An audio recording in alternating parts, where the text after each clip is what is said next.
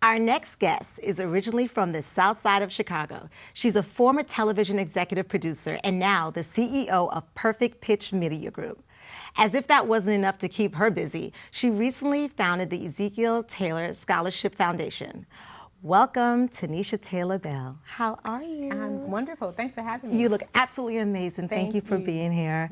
I want you to tell me a little bit about growing up on the South Side of Chicago and the experience with guns and the violence with your family. Actually, growing up, I was fortunate to be in a family where you can go outside and play and have a good time and jump double dutch all night and all day and play basketball and hula hoop and run up and down the street until the street lights come on. So I was in a very middle class, very nice neighborhood, not too far from former First Lady Michelle Obama, where she grew up, literally blocks from where she grew up. And so it was a wonderful neighborhood, mixed neighborhood. My neighbors to my left were African Americans, my neighbors to my right were Caucasian. So it was a wonderful place to grow up. And unfortunately, the place that I remember is not that place anymore. Wow. You're an award-winning journalist. I mean, you're so successful. What made you feel as if you needed to start this foundation? What is all that about?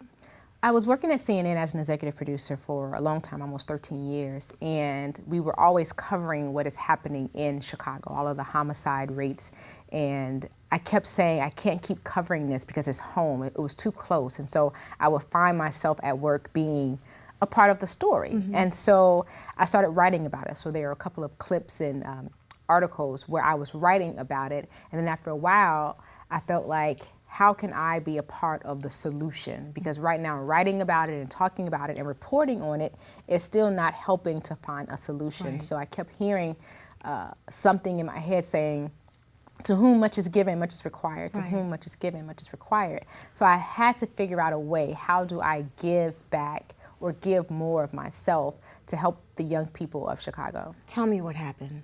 With my father, yes. So I was 5 years old, 35 years ago, 1982, innocent man, a middle class, working class man, goes to church. He was at a revival for his church that week, and that Friday night he stopped to get some fast food, and he was robbed. And I do believe the intentions were just to rob him or to take his car, but as it was told, to me that he did fight back, and there was obvious marks on him that he did try to fight for his survival, and they took his life. Oh my goodness. And now you're giving back to the same, I mean, we're talking about black men. Absolutely.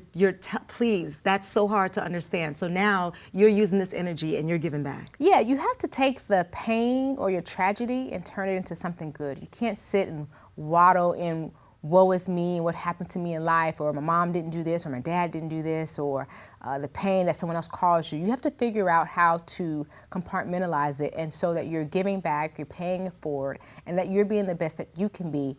And so that is why I birthed the Ezekiel Taylor Scholarship Foundation in his name, in his honor, to say to the city and to my family and to people that although this tragedy happened to me, I'm turning the tragedy into triumph.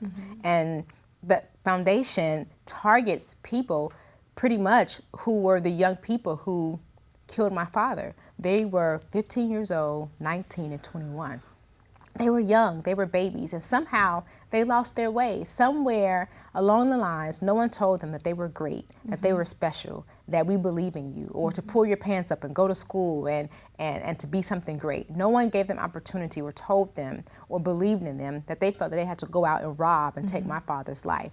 And so the goal is to reach out to other African-American young men, whether you're in high school or you've gone on to college and you still need funding, that we provide opportunity to you for you to use the funds, whether it's a 4-year university, a 2-year college, or even a trade school. You can apply to the foundation and get funding in those areas.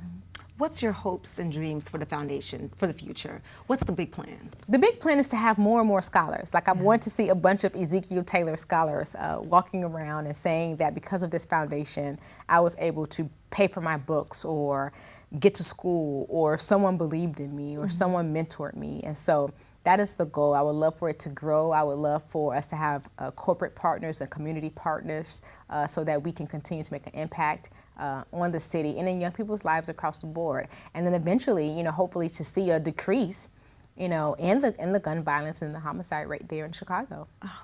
And you said you've been back. Yes. Tell me about your experiences when you come and visit, because I know you go back often. Yes. So what is the energy there? What do you feel when you're there? My entire family is there, so I do go to Chicago. I try to once a month or maybe once every other month. Mm-hmm. And we're just nervous about what side of town we are on, whether we're driving to a particular place or not. The place that used to be the great chicken place or the great fish dinner place may not be that side of town you want to go on now, and you're cautious what time of night you're going out and where you're going or where a person may live. And so you're just more aware of your surroundings and you're paying attention. And simple things like looking when someone's honking and things like that, you take into consideration saying, like, do I want to honk or not honk? Oh my goodness. Yeah. I mean, everything is planned. Everything, Yeah. you have to be aware of your surroundings, and sometimes that doesn't even make a difference. Okay, well, stay with me. When we come back, we'll meet a young man who fled the gun violence in Chicago and hopes to return to save his family. Be informed, you gotta know what's going on.